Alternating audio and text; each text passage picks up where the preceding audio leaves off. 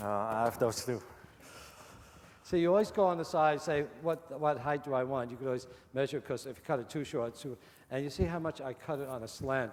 As Remco was saying, if I cut it straight across, like this here, and put it into the container, it wouldn't drink water at all. So by cutting it on a slant, you're opening up all the pores, and when you put the flower in, it's going to drink all that water. Let's see. Starting to look good. The problem is the sweet pea is so heavy, it's drooping on the side. So let's see, what else can I add to this? It's beautiful. It's muck orange. It's not very open, but even like this, I think it looks great. Okay. That's pretty. What do the people do with these flowers when they buy them? They're not very pretty, but... I don't know. I never buy those flowers, Chris. Well, actually, in the summertime, the availability of tall flowers from Holland and Europe and all over the world is very limited, and they die fast. If I have lilies in the Great Hall in the summertime, maybe they'll last 5 days. So in the summertime, you'll see me using heliconia, which is this flower right here, or the ginger, because they give a big show. The arrangements in the Great Hall, they're so large that you need a very animated shape in a bold color. And most of these flowers come from Puerto Rico. Last year, I had a little coqui, the little tree frog from Puerto Rico, in the Great Hall. And that same day, they had a concert in the Great Hall. And the little frog was silent all day, but when the concert started, it started making a little sound. I got blamed for it, but you know, what can I do?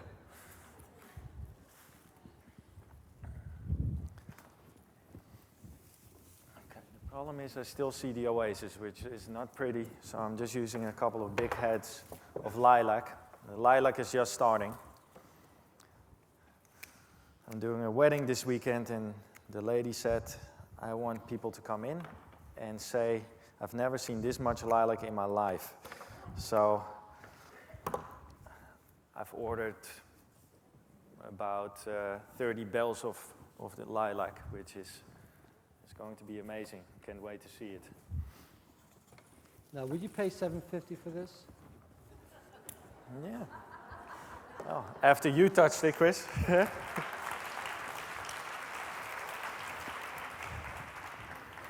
I think I'm going to have to mix some Dutch Bitterken berries in there, and that will bring it alive. You know what it is, Chris? What it's related to? No. It's related to St. John's wort, the antidepressant. It's a beautiful flower, and what I like when I'm working with this is take off all those leaves and really have the berries show up. It really makes it very, very pretty that way. Yeah, the foliage isn't very attractive on that.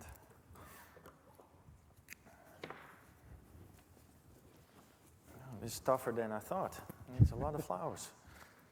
It just doubled in price, Chris. No.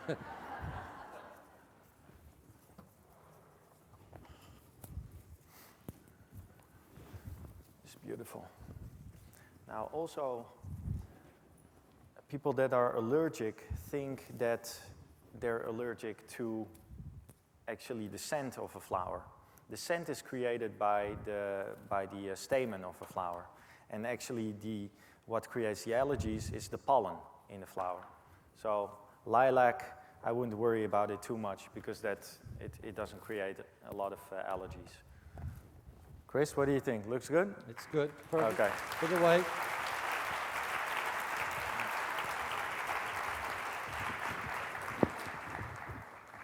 Okay. All right, I think we have time, yeah? You're going to do the big one, and I'm going to do a spring centerpiece. Now, there's nothing in here. I could use a little bit of chicken wire, but yes. I'm just going to crisscross the stem, and that should be fine. When you make an arrangement, always start with the thickest stem.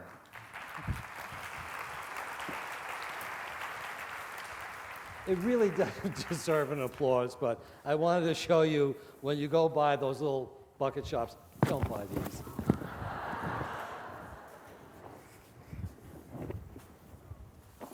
All right.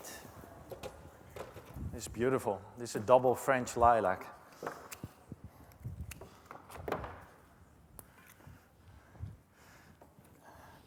A lot of this lilac, it's cultivated, same as all the flowers in the Great Hall and all the branches.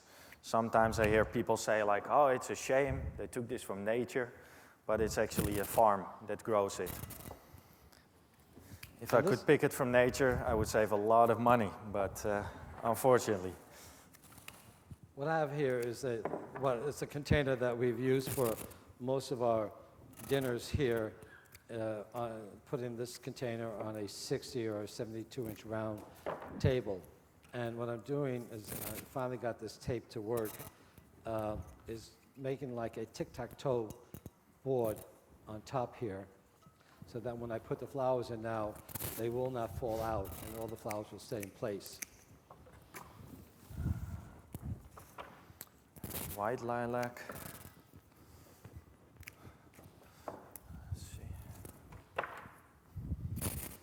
All the way around just to make some more insurance that the tape doesn't fall out. It's best to use this clear tape because you really don't want to see the green. And once you take the green tape out, it leaves that white residue on there. I'm crisscrossing the stems. First I do the perimeter, and then I work my way to the center. Peonies are in. These are from France. The good thing is with peonies, they come either from New Zealand, France, Holland, but also from America. So when there are no peonies around locally, 6 months later, they're around from New Zealand because it's a southern hemisphere and has the opposite climate. So that's why you see peonies also. And they happen to be, the ones in the winter happen to be more colorful. Yeah. And more beautiful and more expensive. Beautiful, absolutely.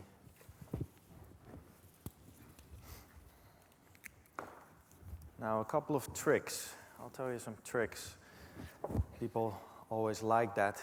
I don't see any ladies with notepads here, but yeah. Hydrangea. When hydrangea droops, sometimes you buy it. It's very expensive, or you get it from your garden. And after you put it on water, it starts shriveling up.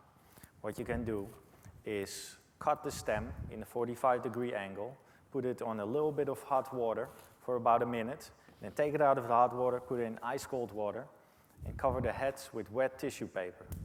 What happens when you put it in hot water, the stems expand. When you put it in cold water, they contract, so they start drinking like crazy, and it firms up the heads again. The same thing you do with any flower that has a woody stem. Same with lilac. Lilac, you also do the hot and cold water thing, and you just wrap it up in a little bit of wet newspaper, and after 10-15 minutes, they're firm again, and they'll last a lot longer. This is allium. It's a onion flower.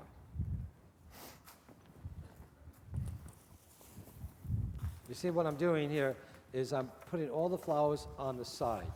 So what I'm doing is building up a web for when I start putting flowers in the center, they will stand perfectly where I place them.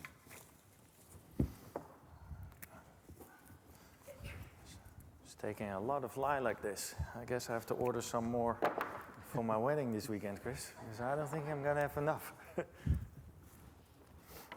I love the combination of the chartreuse with the lilac. It looks very English to me. With the viburnum, I'm taking off some of the larger leaves so that the flowers, which are the important part, of course, get more energy. And